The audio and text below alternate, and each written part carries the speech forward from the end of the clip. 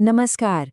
अगर आप भी अपने बच्चे को एक अच्छे, बड़े प्राइवेट स्कूल में पढ़ाना चाहते हैं और वो भी बिल्कुल मुफ्त, तो ये जानकारी सीधे आपके लिए ही है।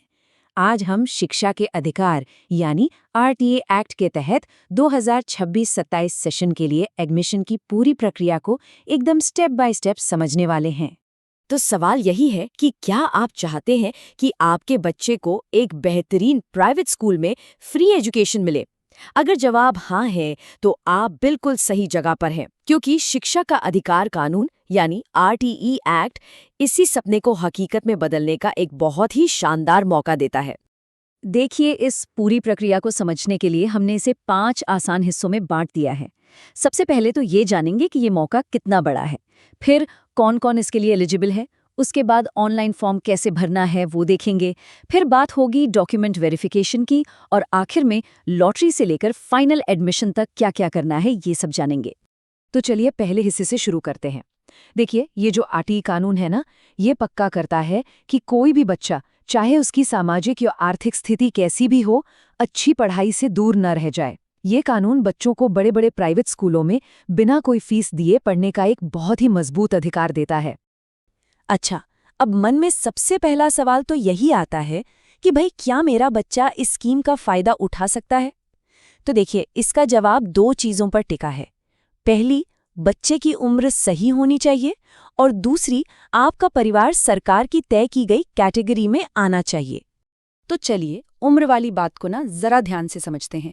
देखिए, अगर नर्सरी में एडमिशन कराना है तो 31 जुलाई 2026 को बच्चे की उम्र 3 साल से कम नहीं और 4 साल 6 महीने से ज्यादा नहीं होनी चाहिए। ठीक है, केजी 1 के लिए भी यही तारीख है, 31 जुलाई, और उम्र होनी चाहिए 4 साल से 5 साल 6 महीने के बीच। लेकिन हाँ, क्लास 1 के लिए थोड़ा ध्यान दीजिएगा, यहाँ तारीख बदल जाती है। यहाँ 30 सितंबर 2026 तक बच्चे की उम्र 6 साल से 7.5 साल के बीच होनी चाहिए। उम्र के अलावा जो दूसरी शर्त है, वो है परिवार की कैटेगरी। सरकार ने ना इसके लिए 2 मेन ग्रुप्स बनाए हैं। पहला है वंचित समूह, जो सोशल कैटेगरी पर बेस्ड है, और दूसरा है कमजोर वर्ग, जो परिवार की फाइनेंशियल कंडीशन पर बेस्ड है। चलिए अब ये भी देख लेते हैं कि इन दोनों ग्रुप्स में कौन-कौन शामिल है। तो पहले बात करते हैं वंचित समूह की। इसमें आते हैं अनुसूचित जाति यानी एससी और अनुसूचित जनजाति यानी एसटी के परिवार।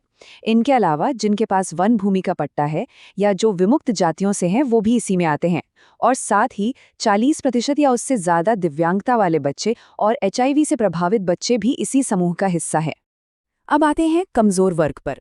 इसमें वो परिवार शामिल हैं जिनके पास वैलिड बीपीएल या अंत्योदय कार्ड है। इसके साथ साथ अनाथ बच्चे और वो बच्चे जो कोविड-19 की वजह से अनाथ हुए हैं और मुख्यमंत्री बाल कल्याण योजना के तहत आते हैं, वो भी इस कैटेगरी में अप्लाई कर सकते हैं। तो अगर आपका बच्चा उम्र और कैटेगरी दोनों शर्तों को पूरा करता है, तो फिर अगला कदम है ऑनलाइन अप्लाई करना। चलिए इसका पूरा प्रोसेस समझते हैं। ऑनलाइन अप्लाई करने का जो प्रोसेस है ना, वो बहुत ही सिंपल है। बस 4 छोटे-छोटे स्टेप्स हैं। सबसे पहले आपको ऑफिशियल वेबसाइट पर जाना है, वहां जाकर एप्लीकेशन फॉर्म भरना है, फिर अपनी पसंदीदा स्कूल चुनने हैं और सबसे आखिर में जो फॉर्म जमा किया है उसकी रसीद का प्रिंट आउट लेना बिल्कुल मत भूलिएगा। एक बात का खास ध्यान रखिएगा, सारे एप्लीकेशंस सिर्फ और सिर्फ ऑनलाइन ही लिए जाएंगे और इसके लिए यही एक अकेली ऑफिशियल वेबसाइट है, rteportal.mp.gov.in। इससे मिलती जुलती किसी भी नकली वेबसाइट के झांसे में मत आइएगा। यहाँ एक बहुत ही काम की टिप है, इसे गांठ बांध लीजिए। जब आप स्कूल सिलेक्ट करें ना, तो कोशिश करें कि अपने ही गांव या अपने वार्ड के स्कूल चुनें। ऐसा करने से लॉटरी में बच्चे का नाम आने के चांस काफी बढ़ जाते हैं। अब देखिए, सिर्फ ऑनलाइन फॉर्म भर देने से काम खत्म नहीं हो जाता। इसके बाद एक बहुत ही जरूरी स्टेप है और वो है डॉक्यूमेंट्स का वेरिफिकेशन, और इसके लिए आपको एक सरकारी सेंटर पर जाना होगा। लेकिन मान लीजिए कोई ये वेरिफिकेशन नहीं करवाता, तो क्या होगा? तो सीधी सी बात है, अगर डॉक्यूमेंट्स वेरीफाई नहीं हुए तो आपका एप्लीकेशन लॉटरी में शामिल ही नहीं होगा। मतलब जो भी मेहनत की वो सब बेकार। इसीलिए ये स्टेप कंपलसरी है, इसे छोड़ नहीं सकते। अच्छा, ये वेरिफिकेशन होगा कहाँ? ये होता है जन शिक्षा केंद्र पर। अब ये कोई अलग से ऑफिस नहीं होता, या आपके आसपास का ही कोई सरकारी हाई स्कूल या हायर सेकेंडरी स्कूल होता है। कई लोग इसे संकुल केंद्र के नाम से भी जानते हैं। जब आप वेरिफिकेशन के लिए जाएं तो कुछ डॉक्यूमेंट्स अपने साथ ओरिजिनल ले जाने हैं। लिस्ट बना लीजिए।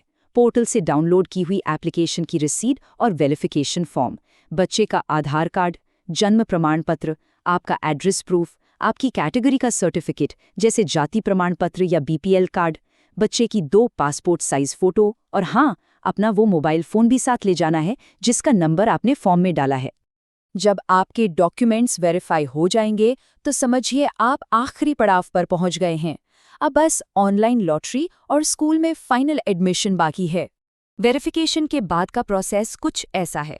सबसे पहले पूरे राज्य के लिए एक ही दिन एक पारदर्शी ऑनलाइन लॉटरी निकाली जाएगी। अगर बच्चे का नाम लॉटरी में आ जाता है तो आपके रजिस्टर्ड मोबाइल पर एसएमएस आ जाएगा। फिर आपको पोर्टल पर लॉगिन करके अलॉटमेंट लेटर डाउनलोड करना है और उस लेटर को लेकर तय समय के अंदर स्कूल पहुंचकर एडमिशन कंफर्म करा लेना है। तो चलिए एक बार फटाफट पूरी प्रक्रिया को रिवाइज कर लेते हैं। स्टेप 1, ऑनलाइन अप्लाई करना है। स्टेप 2, जन शिक्षा केंद्र पर डॉक्यूमेंट्स वेरीफाई कराने हैं। स्टेप 3, लॉटरी के रिजल्ट का इंतजार करना है। और स्टेप 4, नाम आने पर स्कूल में एडमिशन पक्का कर लेना है। बस। एक बहुत ही जरूरी नियम और है, इसे भी समझ लीजिए।